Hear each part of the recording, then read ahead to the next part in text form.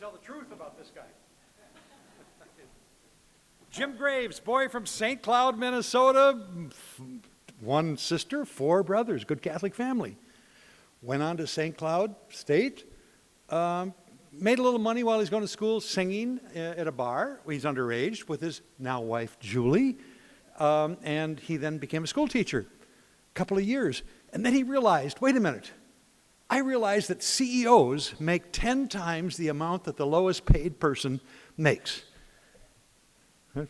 Reflect on that. And he goes, I got to be a CEO. And so he started to interview, but Jim didn't interview well. He just didn't do well in interviews. And he finally got an interview with a company called Medtronic back then. And they brought him in, and his boss gave him the final interview and said, Jim, tell me, you were really qualified for what we're looking for in sales. What's your greatest single attribute? And Jim said, I'm brutally honest. And the guy said, I think that's a wonderful attribute. And Jim said, I don't give a damn what you think. So he never did well in the corporate world. But look at his hair. His hair doesn't work for Medtronic at all. That's for sure. So he went and started helping a guy by the name of, up in St. Cloud, Danberger, build a few little motels. And Jim said, wait a minute, I can do that. Just put them together and build them. I can find that. I need a little bit of money. So where do you go for money? You go for the 3 F's. And he found 2 of the F's. Family and friends. Family was his father, gave him a small loan. A friend of his father's gave him another small loan. He started his first America Inn and built it to 65 different motels with a brilliant real estate and branding strategy, and that was America Inn. What does America stand for? What's the visual you got? The American flag. And what do you think of when you think of the American flag? You think of Perkins. And so he put his America Inns next to Perkins, which was not a bad idea. Built 85 of them and sold it, and then got restless and said, we got to do something else. Started in St. Cloud, getting a Radisson Hotel there. Started to move out into La Crosse, Racine, all over the area, in Minneapolis with an extended stay hotel. And so he said, but there's got to be something more. How about a challenge of a luxury hotel in a city that doesn't have one? And so he started the idea of a luxury 4-diamond hotel. There weren't any. And he started out with a first shock. The equity investor, 1 week before the deal had to be done, pulled out of the deal. And Jim is $10 million short. Jim says to me, and I knew Jim at that time, but all of a sudden now I become the third F of the 3 F's. There's friends, family, and fools. I became the fool that's in the deal with him. And so we have to raise $10 million in 1 week. And the first person I called was John Coles, rest his soul. And John said, well, Lee, I think we need a great restaurant, a great hotel in downtown Minneapolis. I'll go. I said, good. How much, John? I'll do whatever you do. I go, damn, he's got a lot of money. So I got in deeper as a fool than I ever thought I would ever. By the way, I became a fool to start with, a friend afterwards, and now kind of a member of the family almost as we've gone through these years. So we opened up the Graves Hotel in the middle of a recession of where occupancy was down 30% and the number of available rooms was up 200%. Because the world got an idea that Minneapolis will pay $300 for a room. That was unheard of before. And so we now have way much more product than we needed, way lower prices, and the investors now were faced with, as Jim came to me and said, Lee, we have a cash call. Whenever Jim has money coming in, he calls it cash. Whenever he has to pay it, he calls it cash. So we had a cash call. And we made it, and it succeeded. It survived. It succeeded. It sold. And Jim then said, okay, got that behind me. Restless, moved into opportunities in New York and Washington, D.C., Chicago, operating places managing places in Florida, and really moved out into many ways and sold the hotel to Lowe's, which was a great deal for everybody in the city. They're a good national brand. And said, I got my family, I got to think about more. He's got 4 sons, by the way, who all test positive for the money gene. One of them, Ben, runs a hospitality operation. which includes now units now in downtown St. Paul, 2 of them in downtown St. Paul, then all over the place. Then there's his son Adam, who is a philosopher and professor out in Colorado. That's good. You need a philosopher in every family. And then he had Michael, who was a real estate broker in New York City, just having sold a $54 million condo. Not a bad commission on that. So they all kind of test positive for that real estate and money gene.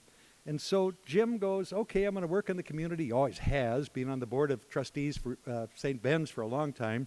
And he started on a glide path to just saying, I can move into semi-retirement, turn things over to Ben, and then all of a sudden, a terrible word entered his life.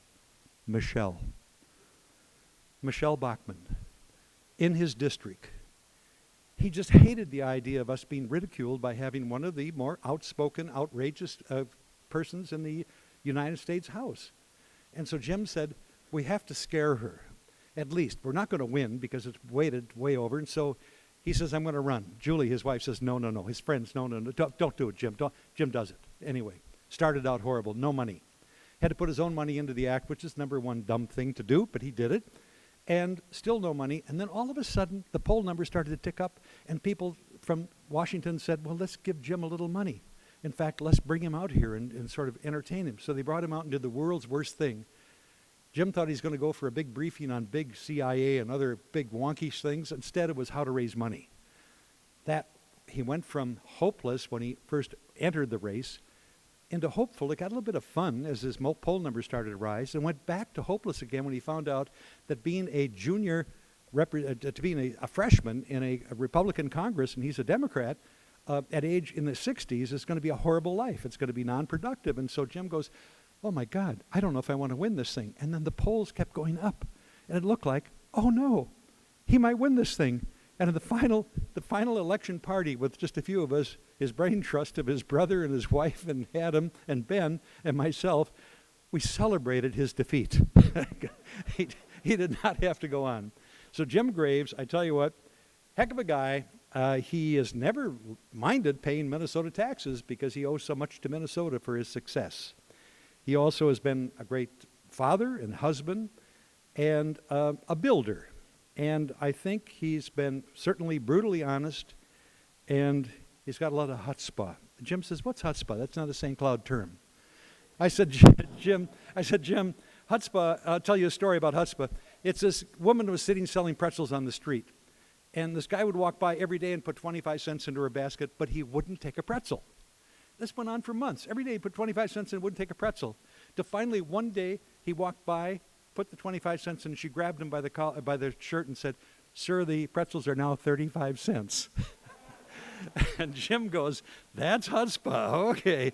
And so Jim, he's a good guy and been a good friend, a great partner, and I'd like you to meet Jim Graves. Jim, okay.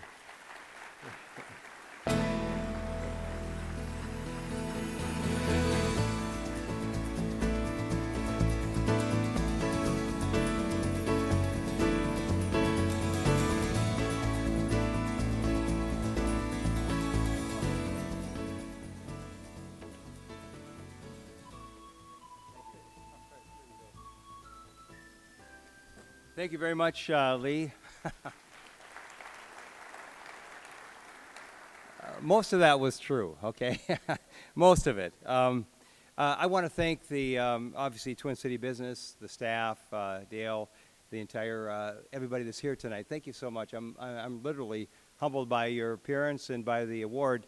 I want to let you know, again, in the full spirit of, disclosure and being honest about it, I got a call. I was up at Jimmy's restaurant in Walker, Minnesota one morning, and a guy gets on the phone and says, Jim, would you accept being part of the Hall of Fame, a Business Hall of Fame? And I said, can I think about that a little bit?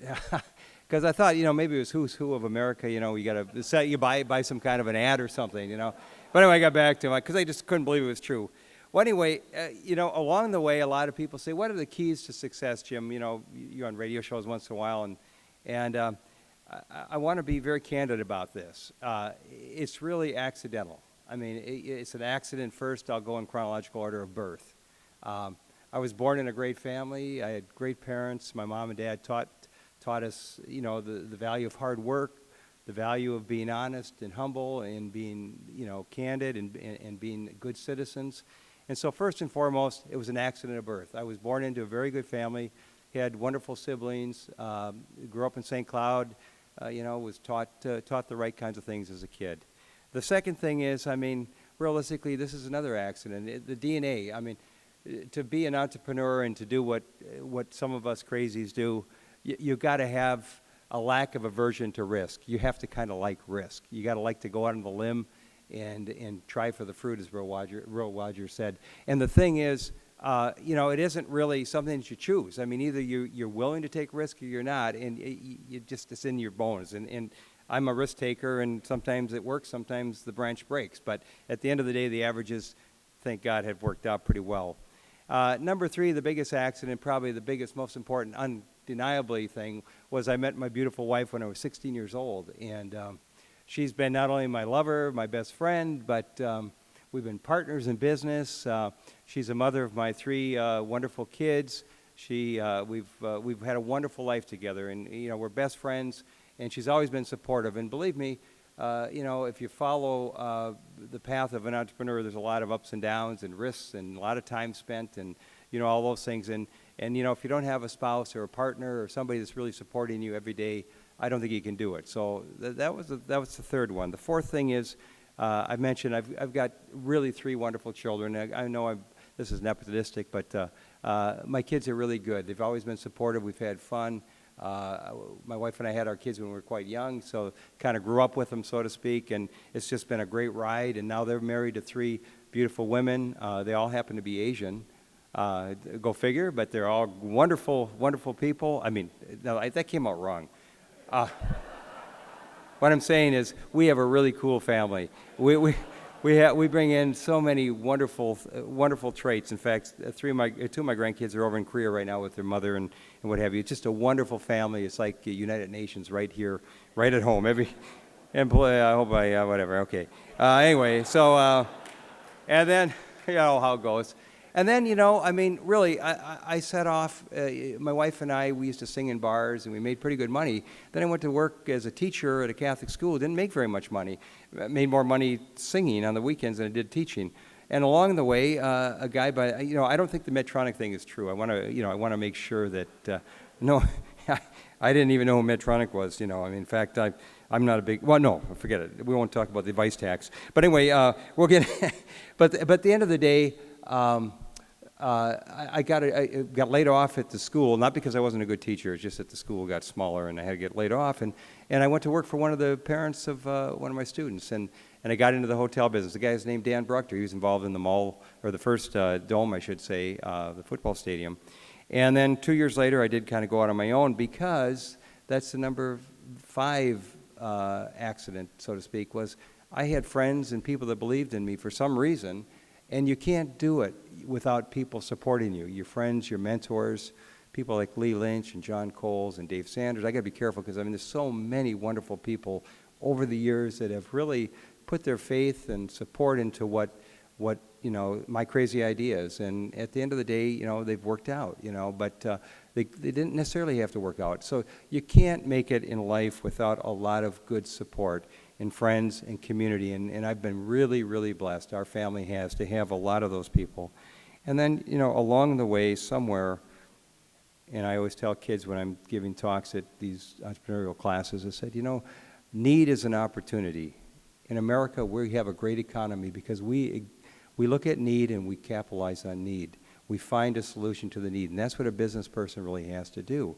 And at the end of the day, our philosophy is we don't try to create demand, we try to capture demand. So if you're insightful enough and you look around and you say, hey, there's a need here, and we know how to capture that need by providing a service or a good, and hopefully at the end of the day it's profitable, you make it. So anyway, the short end of the story is, thank you very much. All of you are very supportive for being here. Thank you so much, and I humbly thank you all. Thank you.